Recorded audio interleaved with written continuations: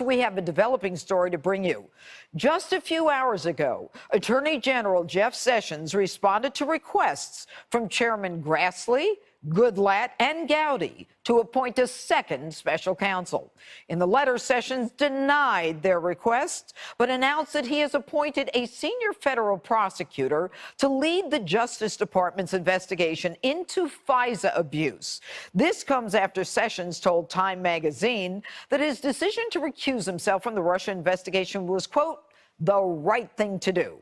Joining us now with analysis, Fox News contributor Sara Carter and Fox News legal analyst Gregg Jarrett. All right, a couple of things. Greg, I'm going to start with you. I believe it was November 13th. For some reason, that sticks in my brain as a date when the Attorney General, Jeff Sessions, said he would consider the issue of a second special counsel. He was never going to consider it. Yeah, well, he said no. He said his high-level justice people will consider it. And here we are at the end of March. Sure. And he's saying no special counsel. And instead, he's going to refer this FISA abuse to a guy from Utah. Right.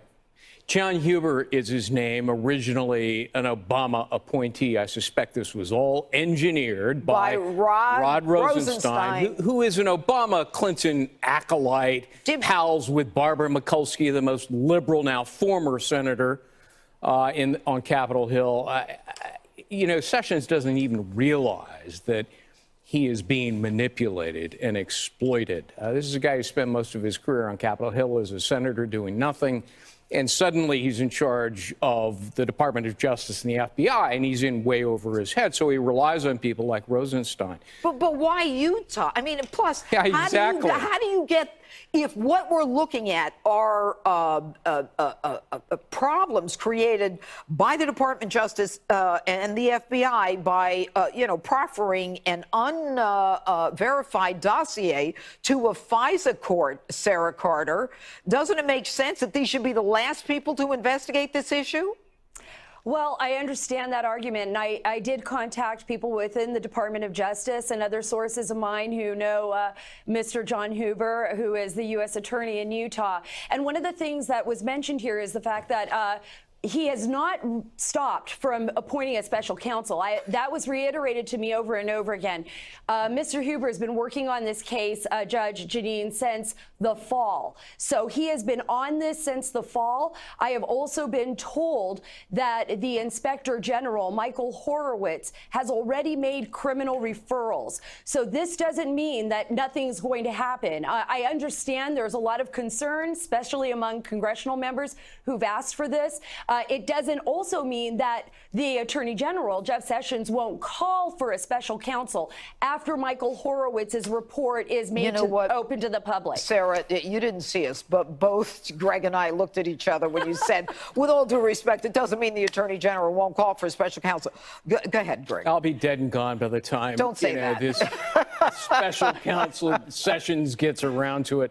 Here's the problem. Even with Huber, based out in Utah, hey, and by the way, I don't know Huber, and I mean no disrespect to him. I am sure he's a fabulous federal prosecutor. Let's just put that on the table. But in the past, he investigated national security issues and criminal issues. Oh, that's great. So how many United States attorneys are there? Yeah. You know, here's the problem. He's a part of the Department of Justice. So you still have cops investigating cops. The whole point of a special counsel, and the law says you have to bring somebody from outside the Department of Justice. Huber is inside the Department of Justice.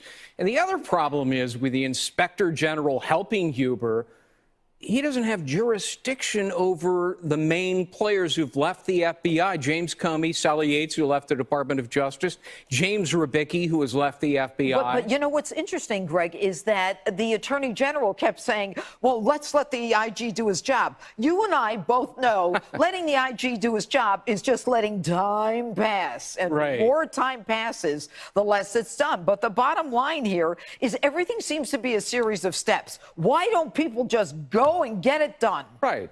The other example, and I mentioned last night, you know, the FBI has been stonewalling, not handing over more than 1 million documents requested. Forget with the nice request, forget with the subpoena. If you had a special counsel, you convene a grand jury, you go to a judge, you get a warrant and you seize it. Go in there with federal marshals and seize it. That's the way you do it. If it were you or me, they'd be armed with a warrant. And you know, Sarah, Greg's I mean, that's right. the reason that Hillary Clinton got away with so much. They signaled every move they were going to make, and then they sent subpoenas. You go in with a warrant. I used to sign them all the time. I used to seek them. You get it done. You break in. You do what you've got to do. But by the way, notice how quick they were doing. The special counsel did it with Paul Manafort in the middle of the night. That's exactly right. Well, that's a very good example, and you're absolutely right about that. And one of the concerns here, Judge Jeanine, is the fact that Rod Rosenstein, you know, he's reporting to Rod Rosenstein, and if he's looking at Uranium One as well, remember Rod Rosenstein oversaw a lot of those cases when he was the U.S. Attorney in Maryland, and I don't know how that isn't a conflict of interest. There's some issues here that are very concerning. I understand what Greg is saying, and that was something that I questioned as well. How can Huber, who's part of the DOJ, be investigating bad guys in the DOJ?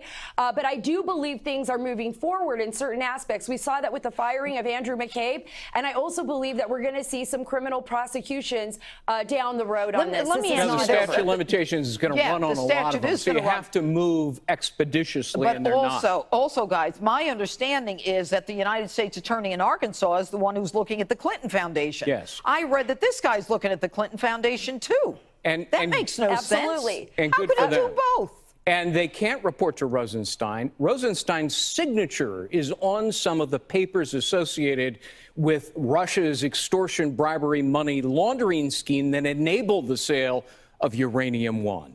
That's right. And with respect to not just the Clinton Foundation, but the Uranium One aspect, is anyone looking at that, Sarah?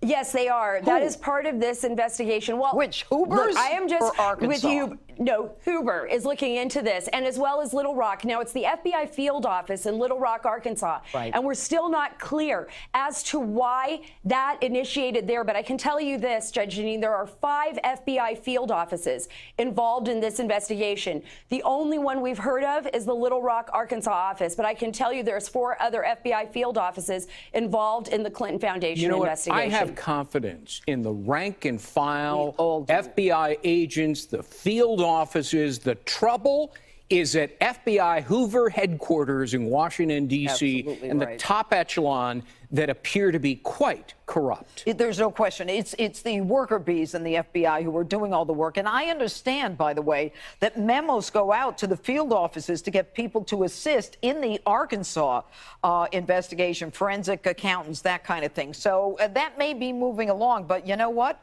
I agree with you, Greg. I think at the end of the day, we may miss a statute in a lot of these. Oh, I think you've already missed a bunch of statute of limitations. I'll be up all night again. All right. You already missed the James Clapper lying before Congress statute of limitations 3 weeks ago. That's gone. Yeah, and I hear Clapper just did it again. Oh, what a shock. Anyway, thank you, Sarah. Thank you, Greg.